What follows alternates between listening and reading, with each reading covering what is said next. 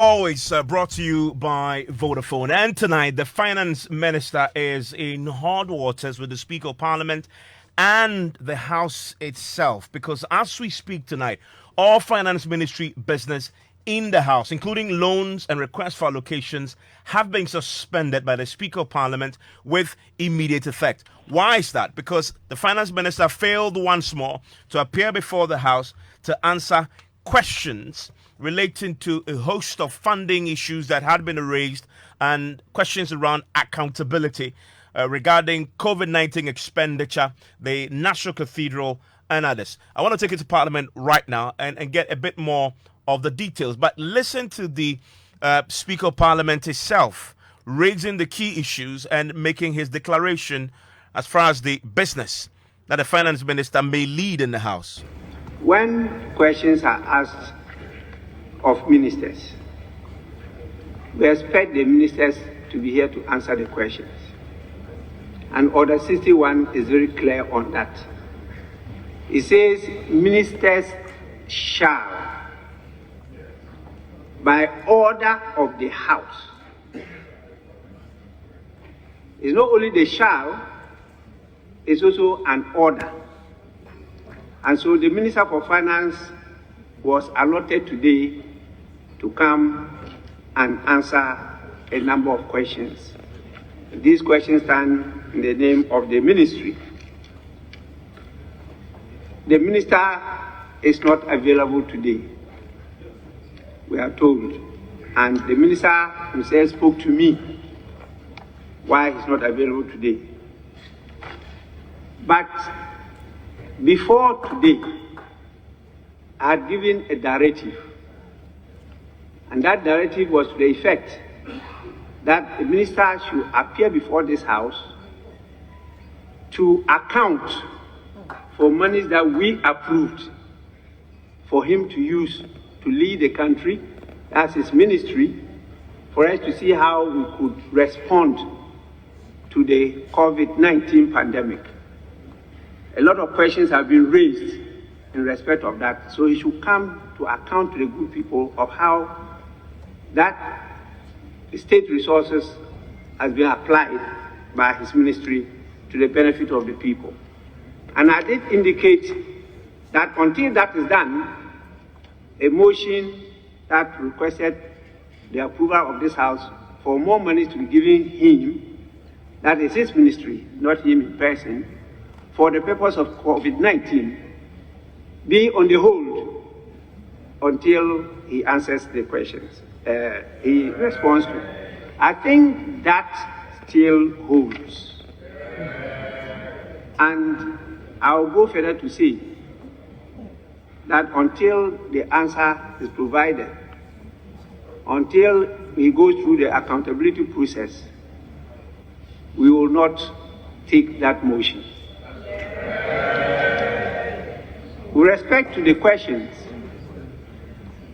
well, today he has another request before us that will also be affected. Until he comes to respond to the questions and to submit the statement, giving explanation as to how that money has been applied, we will not entertain any business from that ministry. Mark my words. Let me say that this House can decide that we will not allow a minister to present or lay business before the House, depending on the conduct of the minister. Members will recall that this thing came far back in the second Parliament of the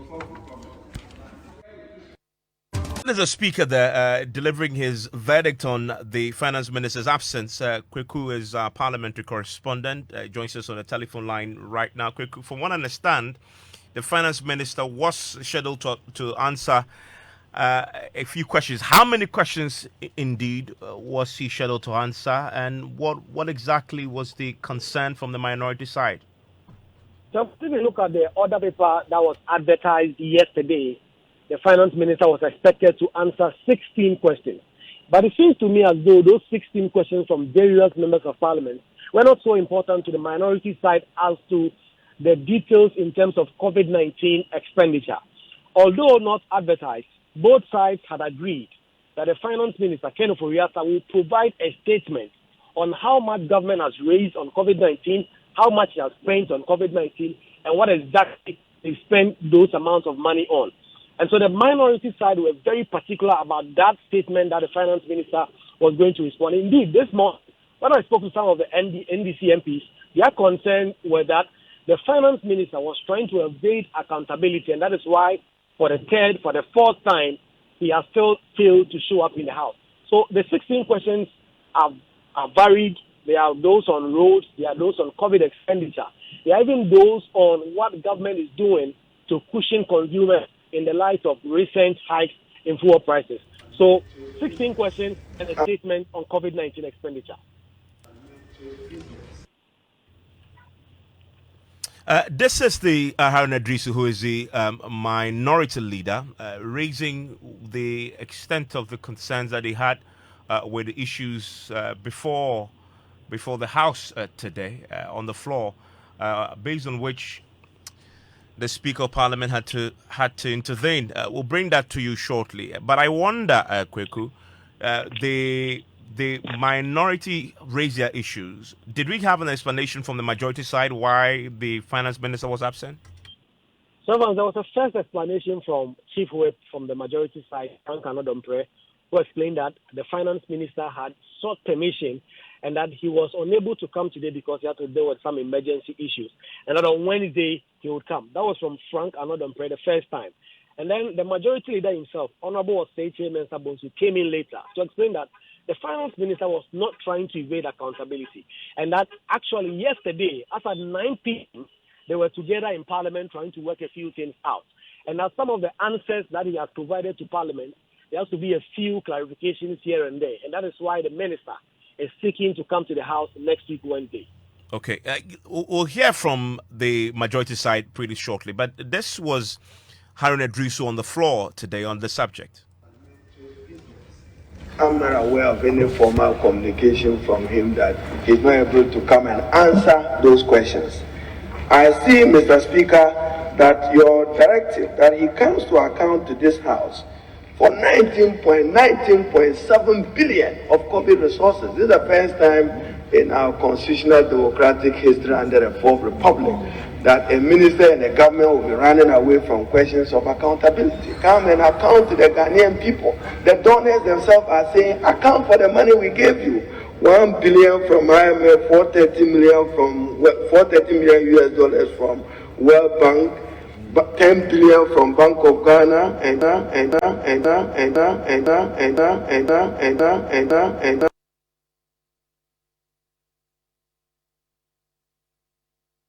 Well, apologies for that technical hitch there, but Kweku is still with me. Kweku, so from what I understand, the finance minister is expected back in the House when? Next week, Wednesday? Really, let me check. Yes. So the explanation that has been on the majority side is that the Honorable Minister will be appearing next week, Wednesday, when he's ready with the answers for members of Parliament. Speaker, I agree that Parliament must insist on its oversight responsibility.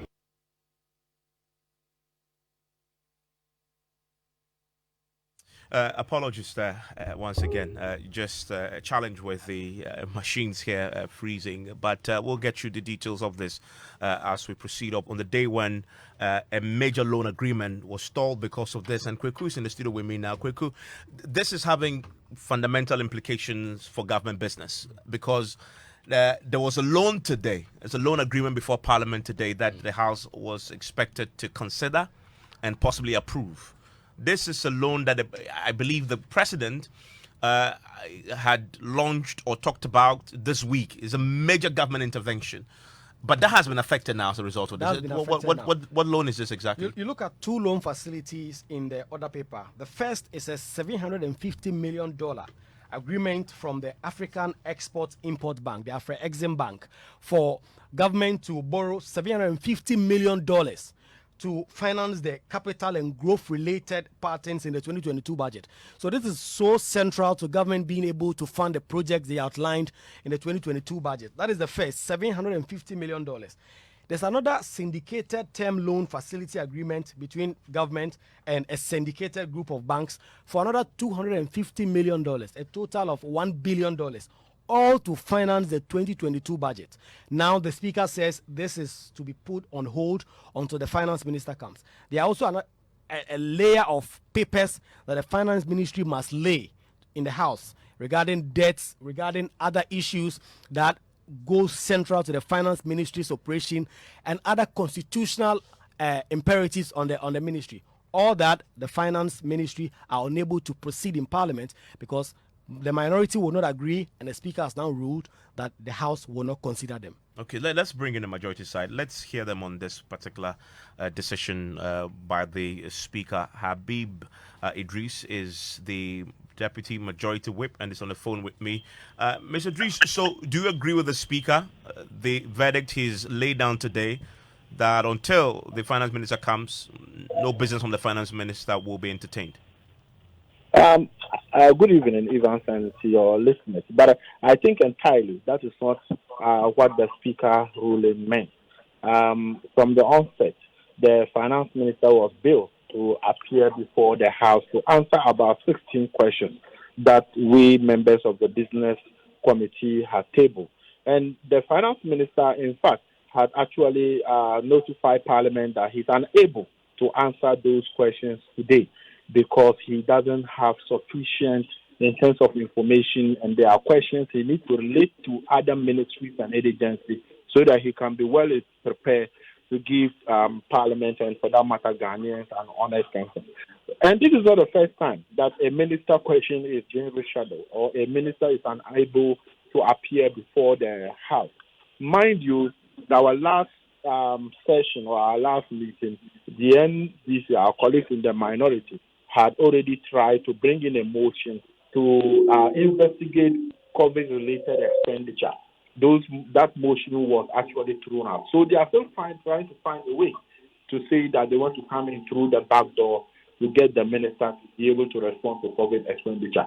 The minister have agreed to make a statement to that effect, and he was scheduled to come today, but he was unable to get all the answers, and he has actually notified us that he will come next week. And I don't think that was a problem. And in fact, if you look at what appeared on the business order paper today, in terms of the $750 million loan, the deputy finance minister was allowed to do the laying, and then it has been referred back to the committee. The work of Parliament is such that it is in different stages. So you cannot say that you are going to prevent a minister from bringing his business to Parliament. You cannot say that the business of government shall actually not be able to. Yeah, come but to you were in the Parliament. House. So You were in the House, and you were in the House, and you had the speaker make that pronouncement. Do you challenge him on the floor on this? But that's what I'm saying entirely. The speaker, what speaker did, he ended up saying that the deputy minister should be allowed for the paper to be laid, but the committee should hold its work. But that's what I'm saying. We cannot say that we are going to hold entirely the business of the finance ministry in Parliament. That is why the deputy minister You're was suggesting that the speaker has no authority to do that? I didn't say that. What I'm saying that after the speaker's ruling, you could see that the deputy minister for finance had laid the paper on the $750 million agreement, which was referred to the finance committee. The minister is not running away from response. The minister is not running away from public accountability or the management of public debt. The minister so why from your colleagues suggest, and they cite example, this is not the first time, in fact the speaker himself has said so, that although he called him personally to explain, the speaker said he believes he's been given too many opportunities to come and he had failed. What really is accounting for his absence? Like I did indicated, Ivan, today the reason why the minister was unable to appear was due to the fact that he needed to contact other sector ministers and verify information. But he's had weeks. To all the 16 questions. He's had weeks to prepare on this, particularly the COVID Even expenditure. these questions were only tabled this week. I'm a member of the business committee, and I was at business committee meeting. Every week we sit down to program meet, Including the questions that will COVID come. question? So these questions were programmed for this week. Including Last week when we including had the a meeting, COVID expenditure. the COVID expenditure, like I said, it's just a statement the minister is coming to make. It is not something like there was an attempted motion the last time, which was actually kicked out. The NDC had filed a motion for a bipartisan committee to investigate the COVID expenditure. It was not entertained in Parliament. Now, what the finance minister will come and do, which he will do on Wednesday, was just to make a statement on COVID expenditure. Stay with me. Let me bring in your colleague on the Constitutional Legal Affairs Committee, Roxanne Dafiamekbo. Mr. Dafiamekbo, I mean, 16 questions, and from what we're hearing from the Deputy Whip, all of them tabled to the other business committee. I mean, realistically, the finance minister could not have been prepared to answer 16 questions in a few days. My Evans, thank you very much. Good evening to my leader. It's not correct that the 16 questions were all tabled for today. Indeed, there were questions that he was supposed to have answered from between Tuesday to tomorrow, and that is within the week. So if he decides that all should be tabled for him in a particular day, that will be up to the business committee to do. But reasonably, there's no way the finance minister will answer 16 parliamentary questions with each member asking those questions with 3 supplementary questions in a day. So it is possible, but it was not plausible. That's one. 2, it's also not correct that the finance minister has been availing himself before Parliament. It's a complaint that my chief whip as well as my leader have been making over a period of time. Indeed, as of May, when we resumed for this meeting after the Easter recess, the majority leader himself, in submitting the initial statement commencing from Tuesday the 24th to the week ending for that period, he himself said that we have 736 questions asked of members for ministers. And then a finance minister's questions were a lot among the 736. Since then, members have filed a lot more questions. So when you are a minister of state and questions are directed at you and you are dilly-dallying in answering them, they will pile up. Because nobody will come and answer them for you. They will simply pile up and put you under pressure. What are the issues? The day we resumed, about 3 weeks ago, I recall Speaker saying that it will be prudent for the finance minister to come to the House and brief members on how the COVID-19 funds have been spent. It's been 3 weeks. So if the Speaker's request alone, and that day I was in the House, Speaker actually said that he will not ask the majority chief whip, the Honorable Anodompre, to be the bearer of that message.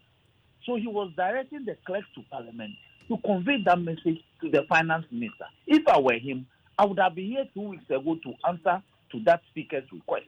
That would have taken that burden off. Then you schedule yourself to respond to members' questions relating to matters of Ministry of Finance. Indeed, you have a Minister of State at the Ministry of Finance. So if you are not capable of attending to parliamentary business, the Honorable Edubuahi is capable of doing that. He comes to the House to present papers anyway. And you have 2 deputies. The Honorable Abna, that is the member for Etiwa East, and of course my brother, John Kuma. So you have enough lieutenants to help you to be able to attend to parliamentary business where necessary. That is why everybody feels that he is disrespecting Parliament. Today, did you see the tweet that Gabi sent? Gabi insulted Parliament and said, we are filing too many questions and some are unnecessary, and that we are putting pressure on ministers. But what has that got to do with parliamentary business? It has business? got everything to do with Parliament. How? This is a private individual. In the media should call Gabi to order. No, but this is about but why should we? I mean, if you think he's in contempt, you have the should. powers to haul him before the privileges committee. Yes, and we are considering that you don't speak condescendingly to Parliament. Yeah, I'm just curious. Members of Parliament I'm just curious. are asking irrelevant questions. Yeah, but I'm just curious, Mr. Dafemekpo. I mean, to come and spend long hours in Parliament asking questions for members Mr. of Parliament. Dafemekpo, you are an astute lawyer and a member of Parliament. You know if indeed what you're complaining about is in contempt of Parliament, you know what to do, not to complain on radio. I am raising that matter tomorrow when business statement is presented. Okay, and so I'm sure when tomorrow comes, we'll take it up. Okay, so because you believe Gabi is in contempt of Parliament. Yes. But on the substantive matter with the finance minister, the understanding I have from the deputy majority whip that you say he's in contempt. The speaker himself admits that the finance minister called him. That is... No, I didn't say the minister is in contempt. I said what Gabi said. No, okay, I mean, apart from Gabi, I know you also mentioned that the constant inability of the finance minister to come to the House, it's, you put it mildly, not respecting Parliament. No, what I'm saying is that it gives members the opportunity to read other meanings into his inability. Because I know that it's a very heavy portfolio. So if you can't come, allow your deputies to come answer to questions. Today, we just took some motions on the floor. The first deputy for trade, Honorable Betty, was there to lay the motion, and we took it and debated it. That is how the business is done, because his boss, the Minister for Trade, couldn't attend to the House. We didn't have a problem. But the finance minister, from what I understand, is coming next week anyway. So he will attend to Parliament. Yes, that is fine. That's Wednesday. Yes. And he has to be rescheduled as I understand it. Yes. So definitely there must have been a good reason for this. And the speaker says the man himself called him. That is somebody who I guess is committed and knows that he has to come. You're not willing to cut him some slack at least till next week. No, Ivan. And understand that nobody is after the finance minister. No. That's not what we are saying. We are saying that, for instance, there's 16 questions that were listed for this week for him. Send your deputies with the responses to come and respond to them. Then next week, because tomorrow we'll take another business statement that will come with another set of questions for next week. So if you don't handle those listed for this week, you'll be overburdened next week. How many questions will be listed for finance ministry next week? We don't know yet. So the rollover will be too much for you to bear. That's all we are saying, that he should let his deputy and the Minister of State, who is there to assist him, also come and bear some of the burden. Yeah, I mean, but you heard the speaker suggest today, he actually said that until he comes before the House, the business from the finance ministry Parliament will not consider it. Was that appropriate? I mean, Habib is clear that is not something that is appropriate as far as parliamentary procedure is concerned. Why is that not appropriate? Has Habib cited any law that the Speaker breached? Speaker is the overlord of the House. He is of the opinion that it appears the finance minister doesn't want to take the House. That's, in fact, this were the position of the minority, because Speaker, that we refer to Speaker, that he himself demanded that the man comes to the House to brief the House of COVID expenditure. He hasn't been bothered. So, meanwhile, he's sending us business to do for him. So members are of the opinion that if this is the way the man is handling the House, then we should stay his business. Until he comes to accede to our request, we will not handle his business. And somebody says the Speaker is wrong. The Speaker is not wrong in terms of procedure and approach. It is a way. It is one of the tools available to Parliament to compel any executive member who doesn't want to take the business of the House seriously. I mean, Mr. Drisu, finally, you've been assured that the finance minister will come next week, Wednesday. You are banging on that? You are certain that will happen?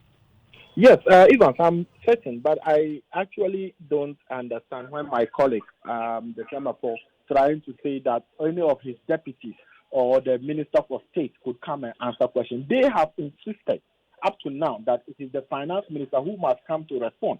Even when the minority leader was making his argument on this issue, he said that we don't want the Minister of State, we want the Minister himself. And even so, the reason why these questions have to pile up to 16 was due to the 2 weeks ago, that Friday, the week before the previous week, Parliament didn't sit, and the Finance Minister was billed to sit because we had the Speaker was not in town, and the Deputy Speakers and were supposed to do committee work. Last Friday, he was due to come and answer questions. We didn't sit again because of the Green Ghana, and members were asked to go to their constituencies. That is why it has been piled up to this. And then to also suggest that because Gabi or Chiridaku have made a statement that we are asking too many questions, you are dragging him to the privilege committee because he's a member of parliament, members of the MPP. He doesn't have a voice. He doesn't have an opinion. He cannot communicate against the real issues. When Sami Jemfi, the National Communication Director of the NDC, attacked the leadership and speakership, I move a motion in parliament for him to be dragged to the privileges committee. Up to now, the speaker hasn't given ruling more than 1 year now. These are things that are supposed to go to the privileges committee. But what Gabi said, the most important thing is that the finance minister has been tabled today for business committee. We have actually agreed he's coming on Wednesday. The majority leader was there. I'm a member of that committee. He's been able to come on Wednesday to make a statement on the COVID expenditure and to also answer questions that are available for him to answer. Tomorrow, the business statement will be submitted. And for that matter, we need to go. Other jurisdictions, even we need to look at things. I was 2 weeks ago. I was in Dodoma in Tanzania. Questions that are from ministers are answered by deputy ministers. But in this parliament, it is not so. So if a minister is engaged or is disposed or even sick, and you want to seek the leave of the speaker for the deputy minister to answer the question, our colleagues in the minority will say no. Okay. Even a deputy minister to lay a paper or something, we need to seek the leave of the speaker. Okay. Mr. Drisu, thank you very much. Roxanne Dafiamepo, I'm grateful for your time also on this. Well, you just heard the deputy whip and Roxanne Dafiamepo, the speaker, says that the House will not consider business on the finance ministry until the finance minister appears. We understand next week. We watch the space. Meanwhile, a $750 million loan has been frozen until he appears. We'll keep an eye on this. Newsnight in a minute.